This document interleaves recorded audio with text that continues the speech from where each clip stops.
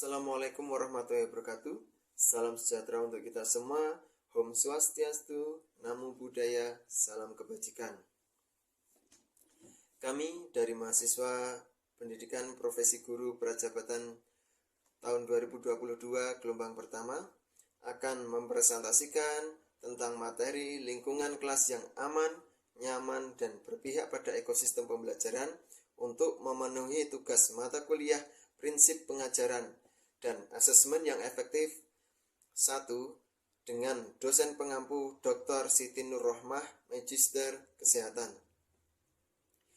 Izinkan kami memperkenalkan rekan-rekan dari kelompok 1 kelas PJOK 01. Yang pertama adalah Ahmad Afan Hafiful Huda, yang kedua Ahmad Suhud Waluyo, yang ketiga saya sendiri Afif Nur Ubaidi, yang keempat Agung Nugroho, yang kelima Ahmad Hilmi Wahyudi, yang keenam Aryo Bayu Alupsi. Sebelum kita ke materi, izinkan saya menyampaikan sebuah quotes. Orang bijak berkata, pendidikan bukan hanya persoalan ke sekolah dan ke kampus lalu mendapatkan ijazah, tapi soal memperluas wawasan serta menyerap ilmu yang bermanfaat untuk lingkungan. Maka dari itu, langsung saja kami akan mempresentasikan tentang lingkungan kelas yang aman, nyaman, dan berpihak pada ekosistem pembelajaran. Yang pertama, kasus-kasus aktual terkait lingkungan kelas yang mendukung ekosistem pembelajaran adalah pembelajaran berpusat pada peserta didik dan dilaksanakan dengan model pembelajaran problem-based learning. Sistem pembelajaran yang berpusat pada peserta didik adalah sistem yang seharusnya dibangun siswa tanpa harus mengandalkan pengajaran dari guru. Namun, masih kurangnya minat baca siswa membuat mereka mengandalkan pengajaran guru di kelas. Dan hasilnya, siswa harus memahami dulu apa yang disampaikan. Sedangkan problem-based learning diartikan sebagai pembelajaran berbasis masalah, yaitu jenis model pembelajaran yang melibatkan siswa dalam suatu kegiatan atau proyek untuk menghasilkan suatu produk.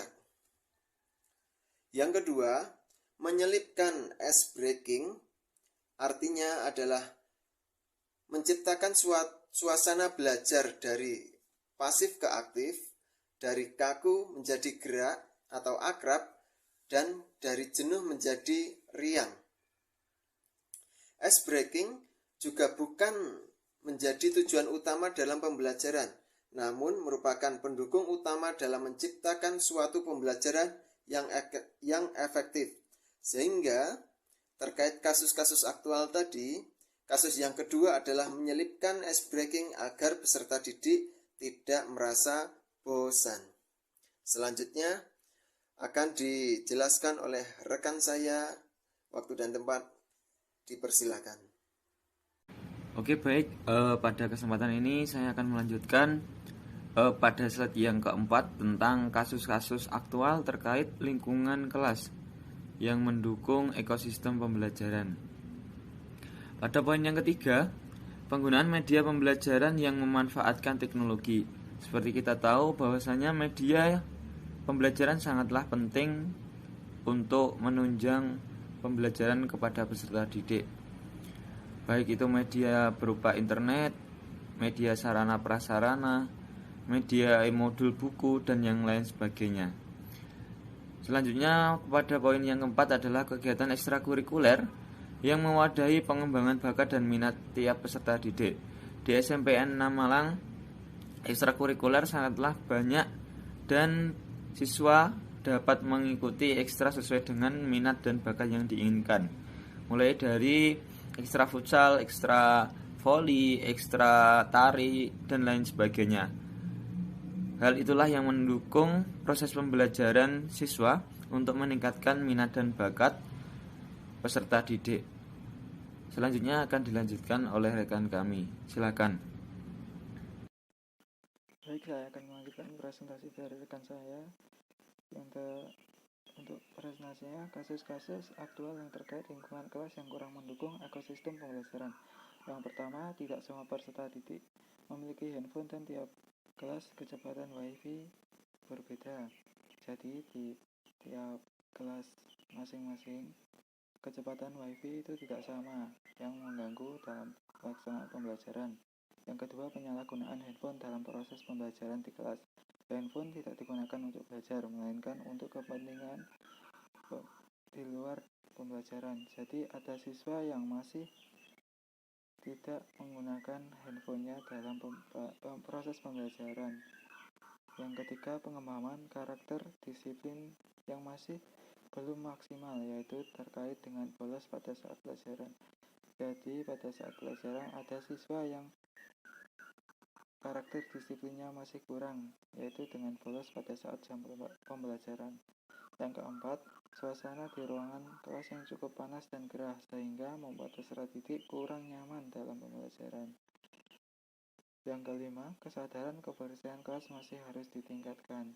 Jadi ada beberapa kelas yang masih kebersihan kelasnya masih kurang atau masih perlu ditingkatkan. Untuk presentasi selanjutnya akan dilanjutkan oleh rekan saya. Baik, teman-teman, saya akan melanjutkan presentasi dari rekan saya.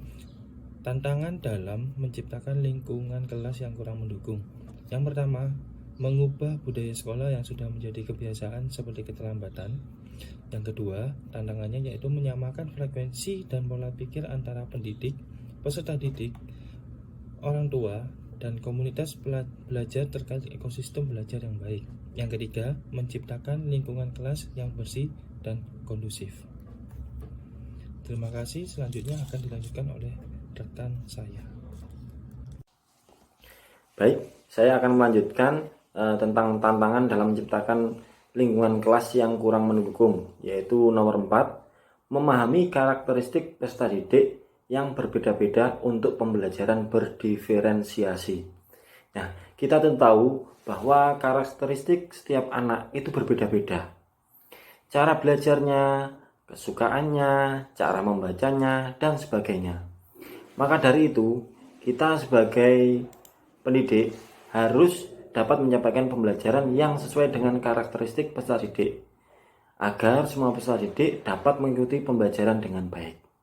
Kemudian yang berikutnya, nomor 5, yaitu guru perlu membuat media pembelajaran yang sesuai dengan kondisi peserta didik dan sarana prasarana di kelas. Nah, media ini sangat penting untuk mempermudah baik guru atau peserta didik dalam pembelajaran dan harus sesuai dengan kondisi yang ada. Misalnya, keadaan geografis antara sekolah yang ada di kota dan juga ada di desa tentu jelas sangat berbeda. Maka dari itu, pendidik harus inovatif dan kreatif dalam membuat media pembelajaran yang sesuai dengan kondisi yang ada di kelas, agar pembelajaran dapat berlangsung dengan baik dan lancar. Selanjutnya akan dijelaskan oleh rekan saya. Oke, berikutnya ada kesimpulan yang telah disampaikan atau dijelaskan oleh rekan-rekan saya sebelumnya. Dalam menciptakan lingkungan kelas yang aman, nyaman, dan berpihak kepada ekosistem pembelajaran, terdapat faktor yang mendukung dan tidak mendukung. Gairah dan motivasi belajar peserta didik dapat muncul ketika lingkungan di mana mereka belajar adalah lingkungan aman dan nyaman. Di lain pihak, dengan lingkungan belajar yang demikian, yang aman dan nyaman tersebut, guru juga akan bersemangat dalam melaksanakan tugas pembelajaran. Hasilnya, proses pembelajaran berjalan lebih efektif dan efisien. Jadi dengan terciptanya lingkungan kelas yang aman, nyaman, dan berpihak kepada ekosistem pembelajaran akan memberi dampak positif terhadap peserta didik maupun pengajarnya. Jadi itu adalah kesimpulan dari materi yang dijelaskan oleh rekan-rekan saya tadi. Berikut yang bisa saya sampaikan, kurang lebihnya mohon maaf jika ada kritik, saran, atau masukan bisa diajukan lewat komen di link YouTube yang sudah dijelaskan.